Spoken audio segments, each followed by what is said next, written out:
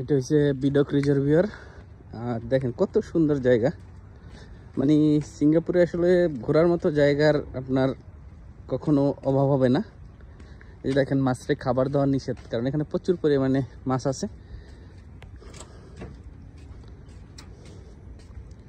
মাছ আছে, তারপরে কচ্ছপ আছে। এই যে জিনিসটা দেখতেছেন, এই প্ল্যাটফর্মটা কিন্তু ভাসমান। এই যে দেখেন নিচে অনেক ড্রাম জাতীয় এইগুলা দিয়ে আপনার ভাসায় রাখছে জিনিসটা।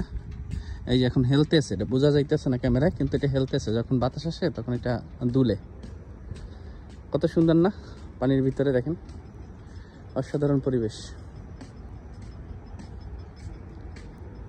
সেই সুন্দর।